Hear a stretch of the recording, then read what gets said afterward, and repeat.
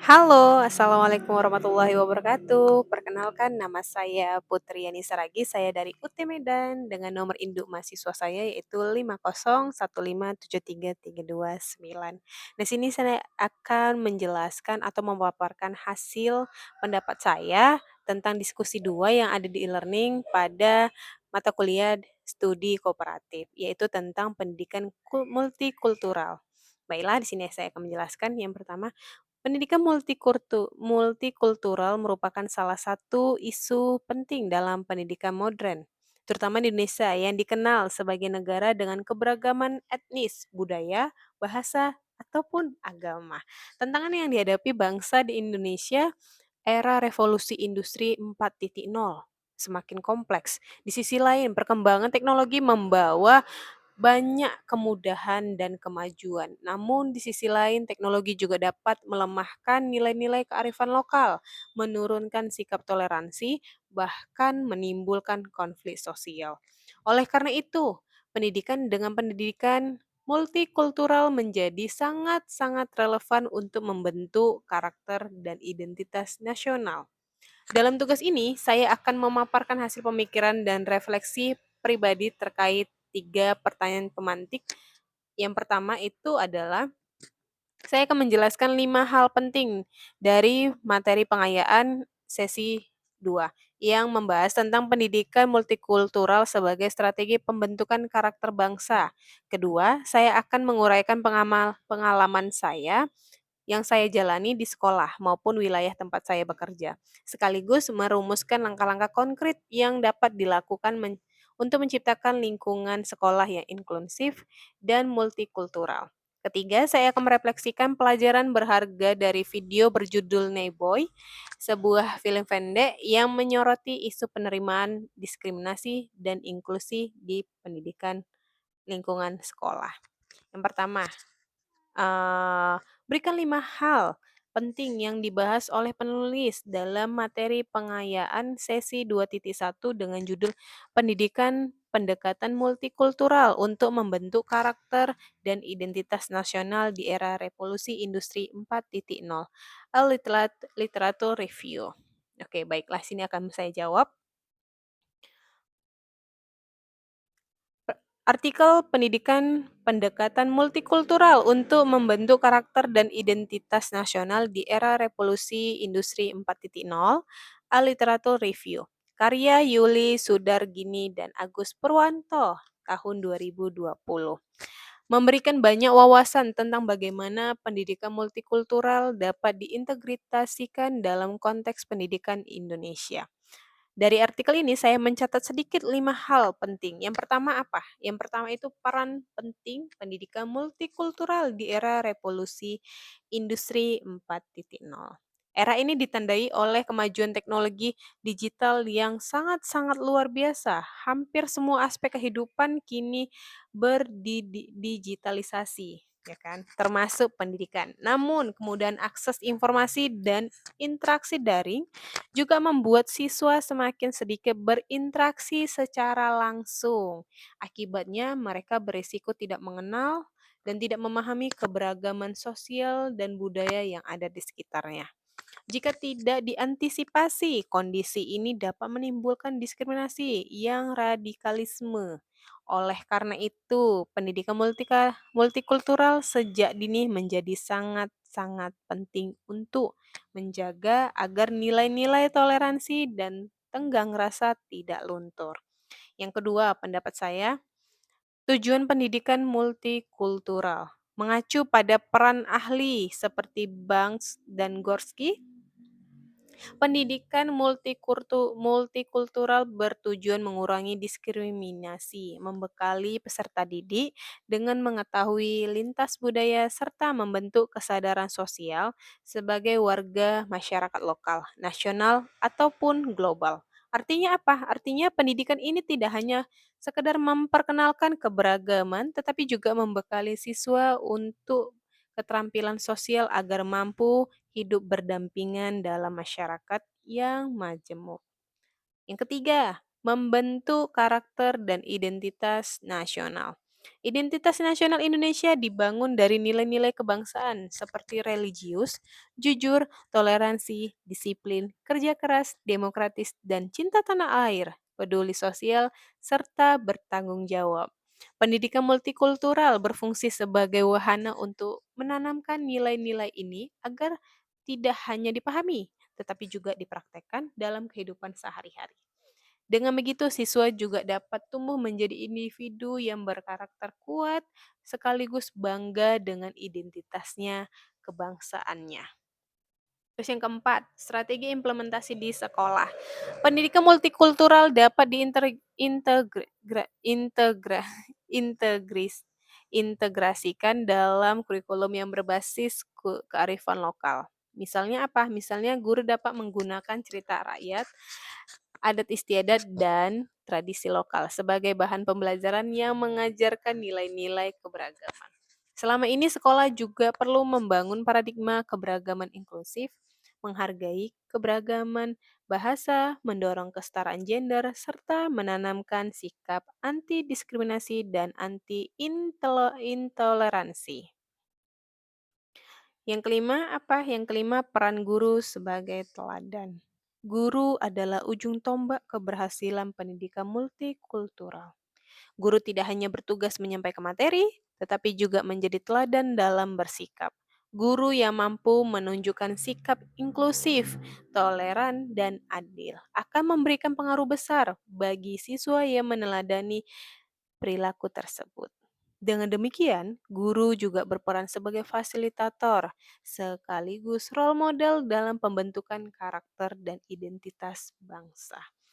Dari 5 hal tersebut dapat disimpulkan bahwa pendidikan multikultural tidak hanya relevan, tetapi juga sangat mendesak untuk diterapkan secara konsisten di era revolusi industri 4.0.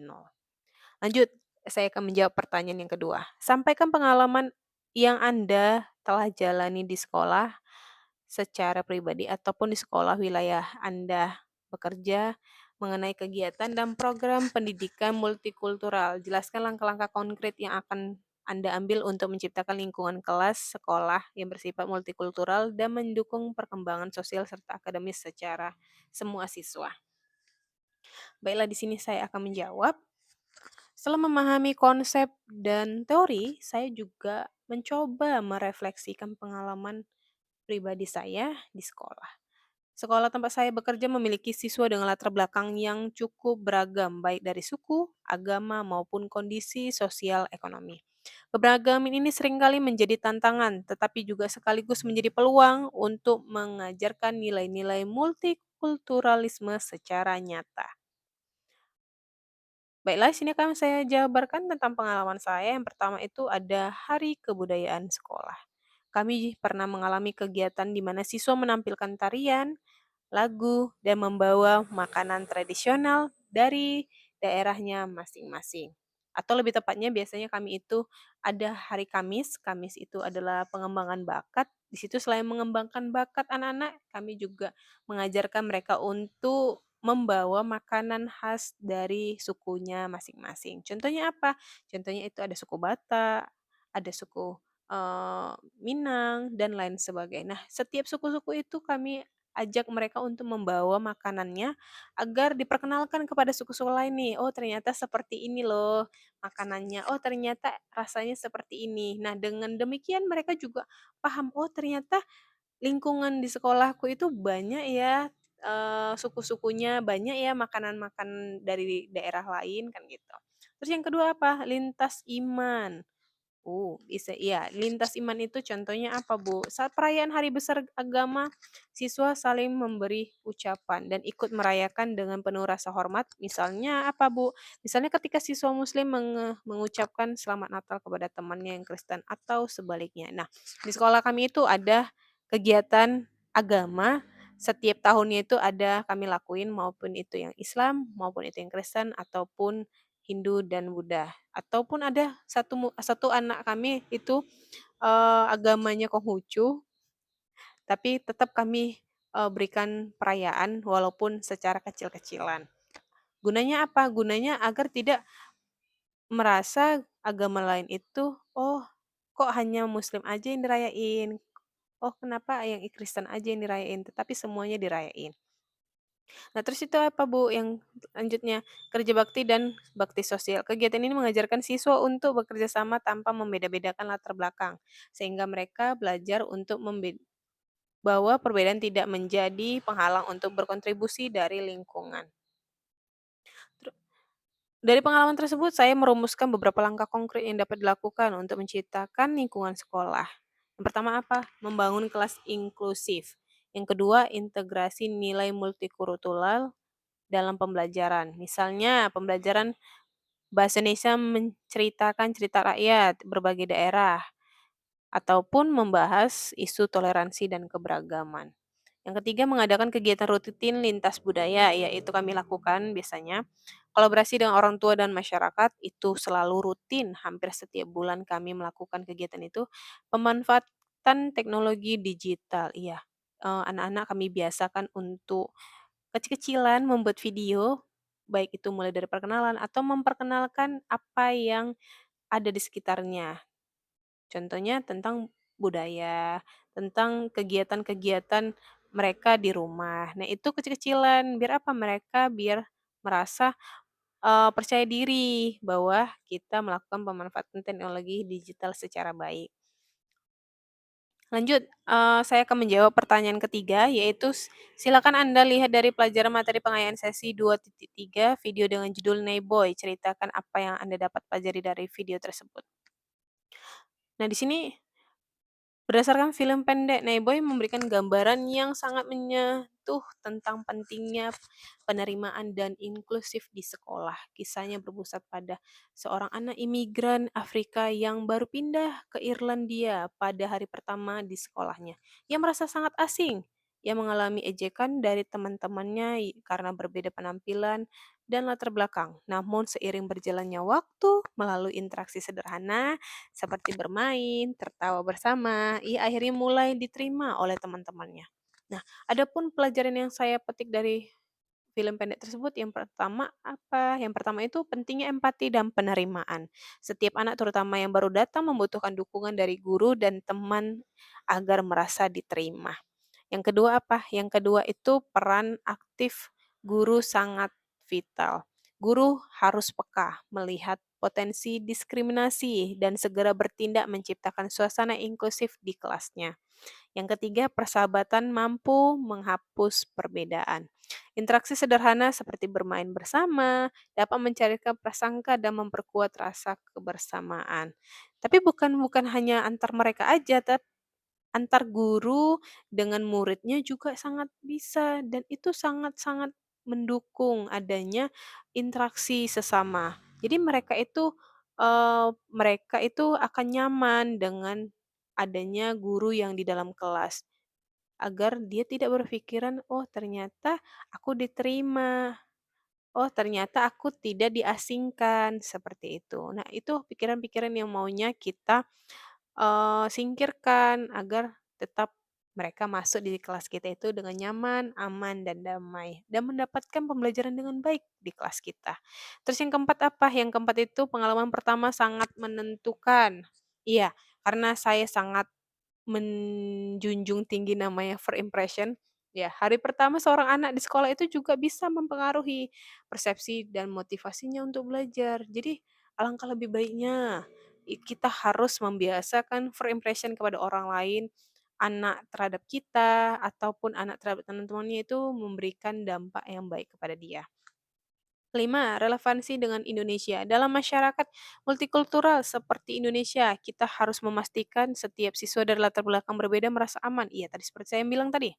Terus refleksi dari Neboy ini menegaskan kembali betapa pentingnya pendidikan multikultural yang tidak hanya diajarkan secara teori, tetapi juga dipraktikkan secara nyata dalam interaksi sosial sehari-hari di sekolah.